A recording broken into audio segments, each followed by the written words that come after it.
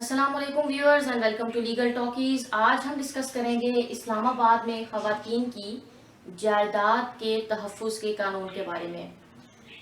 28 فروری 2020 کو ایک قانون پاس ہوا ایکٹ کی شکل میں، National Assembly and Senate and then President of Pakistan کی اسینٹ کے بعد ایک قانون پاس ہوا جس کا مقصد یہ تھا کہ وہ خواتین جن کی پراپرٹی اسلام آباد میں یا اسلام آباد کے ملحقہ علاقوں میں موجود ہے، جو کہ اسلام آباد کیپٹل ٹیریٹری میں آتے ہیں، ان کی پراپرٹی کے رائٹس یا ان کی جائیداد کے تحفظ کے لیے ایک اسپیشل پروسیجر ڈیزائن کیا جائے۔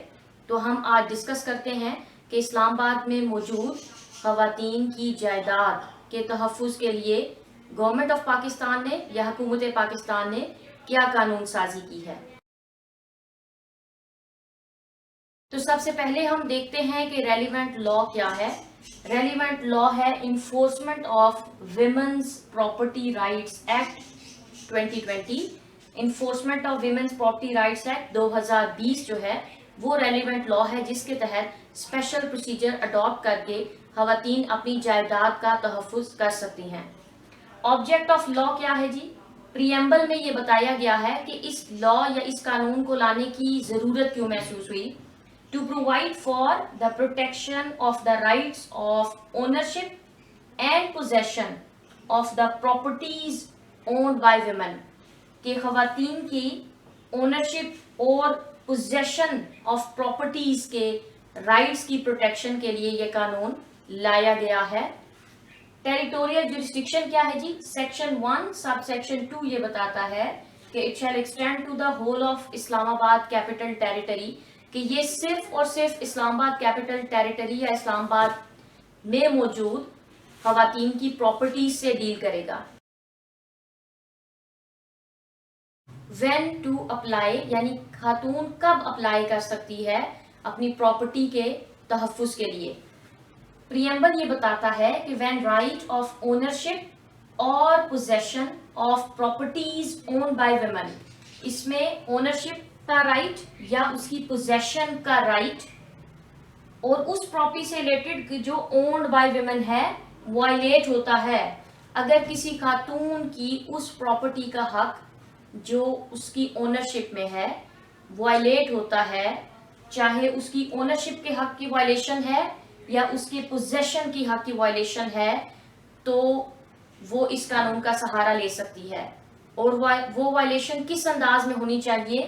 بائی مینز آف ہراسمنٹ یعنی اسے ہراساں کر کے، بائی مینز آف کورژن یعنی اس کو جبر کر کے، بائی مینز آف فورس یعنی بزور طاقت یا زبردستی، and by means of fraud یعنی اس سے دھوکہ دہی کے ذریعے اس کی اونرشپ کے حق کو یا اس کی پوزیشن کے حق کو وائلیٹ کیا جاتا ہے، تو خاتون enforcement of women's property rights act 2020 کے تحت آ سکتی ہے۔ Forum and form of application یعنی کس فورم پہ اپلائی کیا جا سکتا ہے اور کس فارم میں کس شکل میں اپلائی کیا جا سکتا ہے۔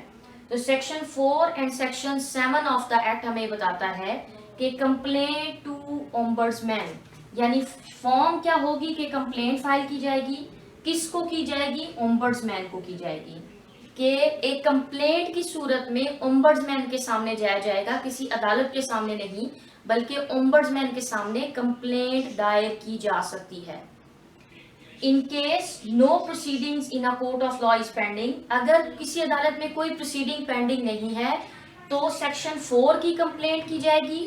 And in case proceedings in a court of law is pending, اگر کسی عدالت میں کوئی کیس پینڈنگ ہے اور پھر بھی آپ اومبڈسمین کے پاس جانا چاہتے ہیں تو سیکشن 7 کی کمپلینٹ دائر کرنی ہے اومبڈسمین کے سامنے۔ Who can file complaint کہ کون آ کے اومبڈسمین کے سامنے یہ کمپلینٹ دائر کر سکتا ہے؟ تو سیکشن 4 اور سیکشن 7 یہ کہتی ہے کہ اینی وومن، وہ خاتون جس کا حق وائلیٹ ہوا ہے، جس کی پراپرٹی ہے اور جس کو ڈسپوزیس کیا گیا ہے یا جس کی اونرشپ کو وائلیٹ کیا جا رہا ہے، جس کو اونرشپ نہیں دی جا رہی، جس کی وراثت کا کوئی معاملہ ہے، وہ خود آ کے کمپلینٹ فائل کر سکتی ہے اومبڈسمین کے سامنے۔ اور اومبڈسمین خود بھی ایک کمپلینٹ کو سن سکتا ہے یا انیشیٹ کر سکتا ہے. کب کر سکتا ہے؟ Number 1 on its own motion, خود سے ہی اگر اس کو کوئی انفارمیشن ملتی ہے تو وہ خود سے انیشیٹ کر سکتا ہے کسی کمپلینٹ کے اوپر کام کرنا. یا on complaint filed by any person including N G O, اگر کوئی دیگر شخص آ کے کمپلینٹ فائل کرتا ہے یا لانچ کرتا ہے یا ombudsman کو انفارم کرتا ہے کہ کسی خاتون کی رائٹ آف پوزیشن یا رائٹ آف اونرشپ کی وائلیشن ہوئی ہے، چاہے وہ این جی او ہی کیوں نہ ہو، تو بھی ombudsman اس کمپلینٹ پہ کام سٹارٹ کر سکتا ہے، اس کو انیشیٹ کر سکتا ہے. Now who shall be complainant؟ اب این جی او آتی ہے یا کوئی دیگر شخص آتا ہے ombudsman کے پاس، یا ombudsman خود سٹارٹ کرتا ہے، یا کوئی خاتون آتی ہے، تو کمپلیننٹ کون ہوگا کیس کے اندر؟ تو سیکشن 2A ڈیفائن کرتا ہے کہ کمپلیننٹ کون ہوگا. A woman who has initiated this or who complained or for whom proceeding is initiated. وہ خاتون جس نے خود کمپلینٹ لانچ کی ہے یا وہ خاتون جس کے لیے کمپلینٹ لانچ کی گئی ہے، کمپلیننٹ دونوں صورتوں میں وہ خاتون ہی ہوگی کہ جس کی پراپرٹی کی رائٹ کی وائلیشن ہوئی ہے.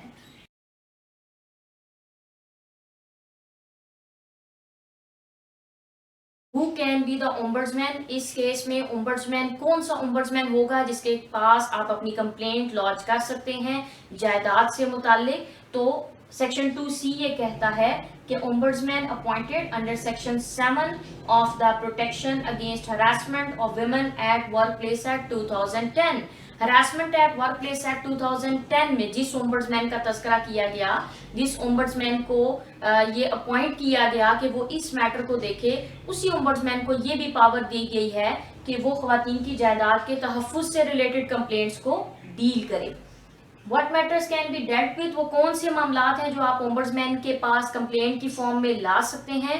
تو پریمبل کہتا ہے کہ deprivation of ownership of property یا deprivation of possession of property. ownership of property سے آپ کو اس کے حق سے، اس کے اونرشپ سے آپ کو محروم کیا گیا ہے، تو آپ کمپلینٹ کی فارم میں ombudsman کے پاس آ سکتے ہیں. یا اس کی پوزیشن سے محروم کیا گیا ہے تو بھی آپ کمپلینٹ کی فارم میں ombudsman کے پاس آ سکتے ہیں. وہ کون سی پراپرٹی ہے جس سے ریلیٹڈ آپ آئیں گے؟